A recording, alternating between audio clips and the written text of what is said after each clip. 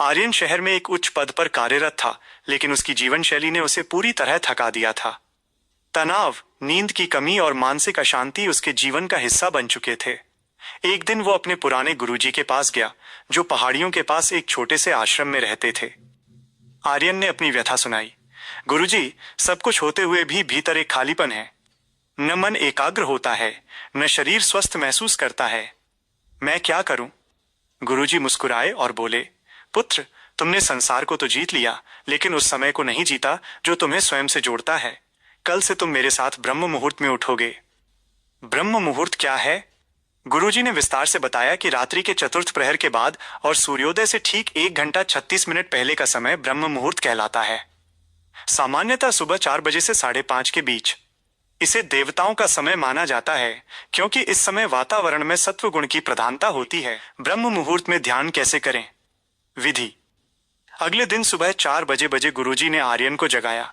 उन्होंने ध्यान की एक व्यवस्थित प्रक्रिया समझाई, जिसे आर्यन ने चरण दर चरण अपनाया। 1. शुद्धिकरण और वातावरण। शौच आदि से निवृत्ति। सबसे पहले शरीर को हल्का करें। ठंडे या गुनगुने पानी से चेहरा और आंखें धोएं, ताकि सुस्ती दूर हो जाए। उचित स्थान। एक शांत और स्वच्छ स्थान चुनें जहां ताजी हवा आती हो। गुरुजी ने उसे एक सूती आसन पर उत्तर या पूर्व दिशा की ओर मुख करके बैठने को कहा। 2. आसन, बैठने की मुद्रा। गुरुजी ने कहा, आर्यन, अपनी रीढ़ की हड्डी को सीधा रखो। सुखासन या सिद्धासन, अपनी सुविधा अनुसार बैठें। ज्ञान मुद्रा, हाथों को घुटनों पर रखें, अंगूठे और तर्जनी उंगली के पोरों को मिलाएं। 3. प्राणायाम, प्राण वायु का नियंत्रण। ध्यान में गहरे उतरने से पहले सांसों को साधना जरूरी है। अनुलोम विलोम, 10 मिनट तक गहरी और धीमी सांस लें। इससे नाड़ियां शुद्ध होती हैं और मन शांत होता है। 4. ध्यान की मुख्य प्रक्रिया, साक्षी भाव। सांसों पर ध्यान, अपनी आती जाती सांसों को केवल देखें। इसे आनापानसति भी कहते हैं। विचारों का आना। गुरुजी ने समझाया, विचार आएंगे, उन्हें रोकना नहीं है। बस एक दर्शक की तरह उन्हें गुजरते हुए देखो। यदि मन अधिक भटक रहा हो तो या अपने इष्ट मंत्र का मानसिक जाप करें।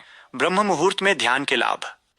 कुछ हफ्तों के अभ्यास के बाद आर्यन को अपने भीतर अद्भुत परिवर्तन महसूस होने लगे। गुरुजी ने उसे इन लाभों के पीछे का विज्ञान और आध्यात्मिकता समझाई। ब्रह्म मुहूर्त में वायुमंडल में ऑक्सीजन का स्तर सबसे अधिक होता है। जब हम ध्यान करते हैं तो ये शुद्ध वायु मस्तिष्क की कोशिकाओं को पुनर्जीवित करती है।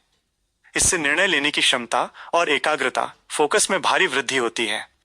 2. इस समय ध्यान करने से शरीर में कोर्टिसोल, तनाव हार्मोन का स्तर कम होता है।